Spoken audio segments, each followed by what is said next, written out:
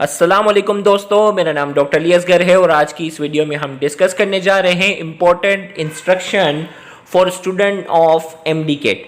MDCAT के student के लिए कुछ स्पेशल इंस्ट्रक्शन जो है वो डाउ यूनिवर्सिटी ऑफ हेल्थ साइंसेज की तरफ से स्पेशल नोटिस में कुछ इंस्ट्रक्शन जो है वो इशू की गई हैं। आज की इस वीडियो में हम उन्हें डिस्कस करेंगे और साथ ही साथ कुछ पर्सनल एक्सपीरियंस भी एमडीकेट के एग्जाम के हवाले से आज की इस वीडियो में शेयर करेंगे। तो इस वीडियो को एंड तक देखना मत भूलिएगा।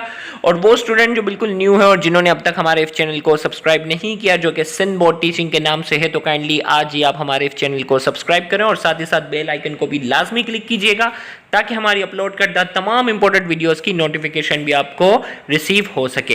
तो आइए हम स्टार्ट करते हैं नोटिस जो कि डाउ यूनिवर्सिटी ऑफ हेल्थ साइंसेज की तरफ से इशू किया गया है एमडीकेट 2022 के हवाले से for public and private sector medical universities colleges of Sindh province. याद रहे ये एमडीकेट का एग्जाम पब्लिक सेक्टर और प्राइवेट सेक्टर में एडमिशन के लिए इस टेस्ट का क्लियर होना जरूरी है। तो कुछ इंस्ट्रक्शन जो दी गई हैं, सबसे पहले number 1, candidates are advised to make sure that they know the exact location of their test venue। आपका जो भी टेस्ट वेन्यू है आपने एक दिन पहले जो है वो उस टेस्ट वेन्यू को असेस करवा देना है। किसी भी रिलेटिव या किसी भी गार्डियन या फादर या मदर जिसके साथ आप जाएंगे उनको भेजना है, क्योंकि आपका टाइम कीमती है ना। आप एक दिन पहले क्यों टाइम वेस्ट करेंगे, आप स्टडी पे फोकस करें। लेकिन आपने अपने घर से उस बंदे को भेज देना है जो टेस्ट के वेन्यू को पहले से जाकर असेस कर ले। टेस्ट वेन्यू पर जो सबसे बड़ी प्रॉब्लम जो आ जाएगी वो होगी कार पार्किंग की। आप जिस कन्वेंस में जाएंगे वहाँ पार्किंग का बहुत ज़्यादा इश्यू होगा।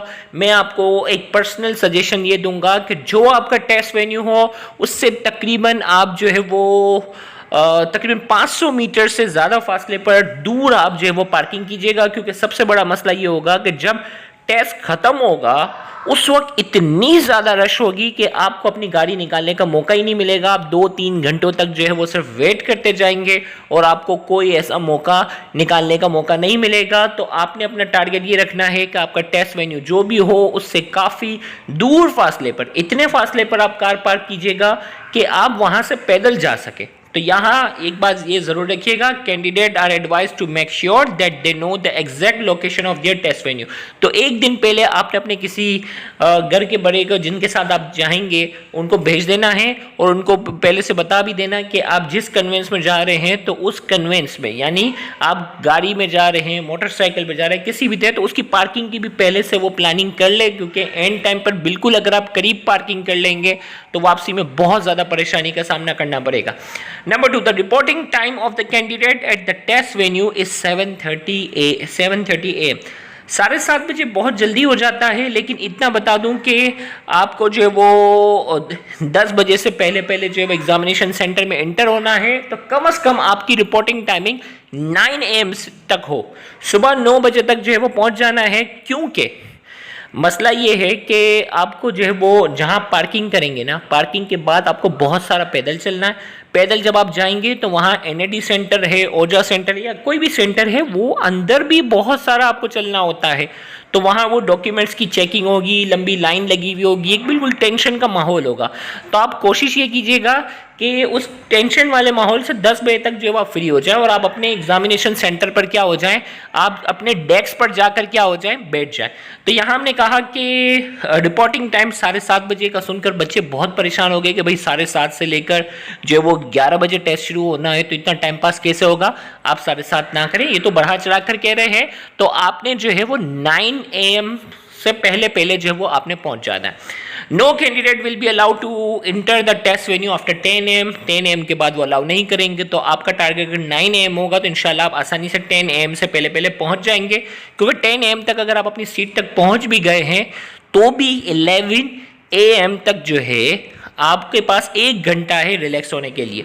Candidate are advise to bring colour print out of MDCAT admit card slip along with their original national ID card, smart card, juvenile card, NIO, COP और पासपोर्ट। तो यहाँ ये कहा कि ओरिजिनल आपने जो वो कलर प्रिंट आउट लेके जाना है एमडीकेट कार्ड का, और इसके साथ साथ ओरिजिनल नेशनल CNIC कार्ड होगा या स्मार्ट कार्ड होगा।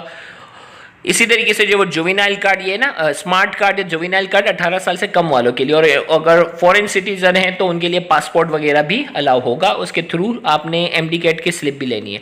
Number 5, original B form will be accepted for under age of 18। अगर आपकी उम्र 18 साल तक हो गई है, अभी 18 साल से छोटे हैं, लेकिन 13 नवंबर को जिस दिन डेट है, उस एग्जामिनेशन है, उस दिन अगर आपकी एज 18 साल हो जाती है तो आपने अभी से नादरा पे अप्लाई करना है, और अप्लाई वाली जो स्लिप होती है वो भी एक्सेप्टेबल है कि भाई मैंने नादरा के लिए अप्लाई किया हुआ है, और साथ ही साथ आप अपना बी फॉर्म भी आप दिखा सकते हैं।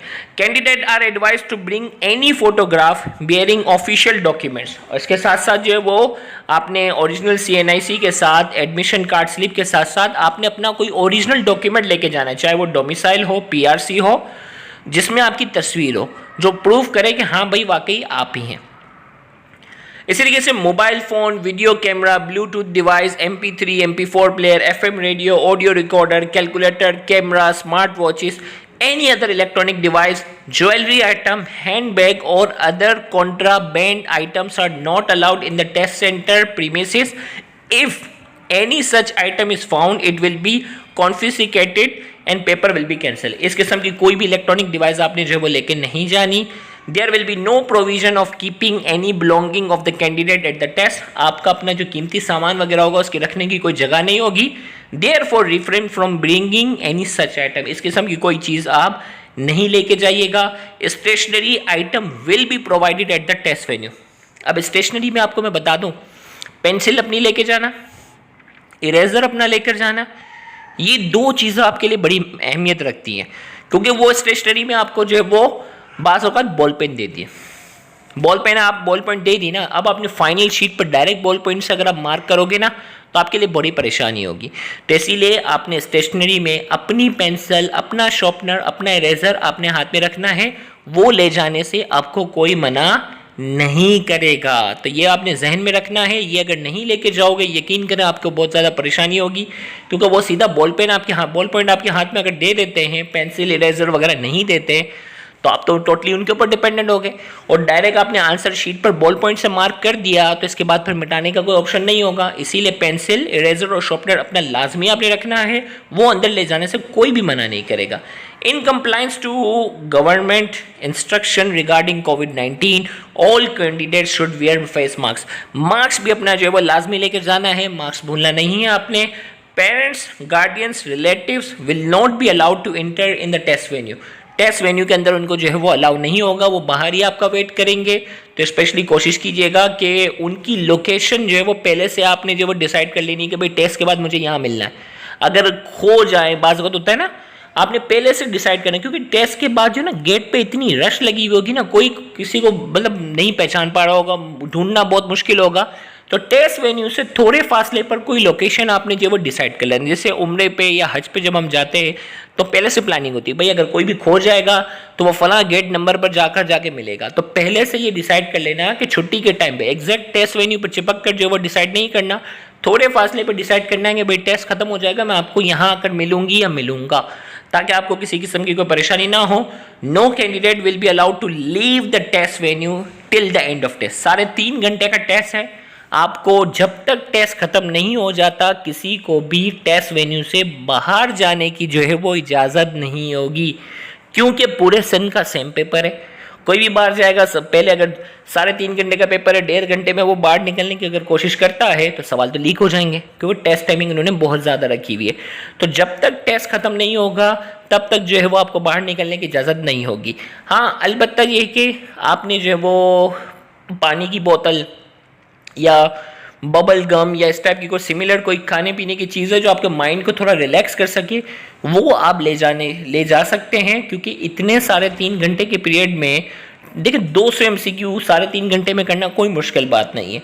तो आपको जो है वो पानी की बोतल वगैरह कुछ भी, आप वैसे पानी वहाँ होगा, याद रखिएगा, वहाँ पानी की जो है वो फैसिलिटी वगैरह प्रोवाइड होगी, लेकिन इसके साथ साथ आप अपने पास जूस या ऐसी कोई चीज़ रख सकते हैं। इससे आपका दिमाग जो है वो फ्रेश हो सकता है, आपकी परफॉर्मेंस में बेहतरी आ सकती है। इस हवाले से आपके जहन में अगर कोई भी सवाल हो, इस वीडियो के नीचे कमेंट सेक्शन में आप हमसे पूछ सकते हैं। हमारी कोशिश होगी हम आपको कमेंट में उसका रिप्लाई कर सकें। Thank you very much. अल्लाह हाफिज़।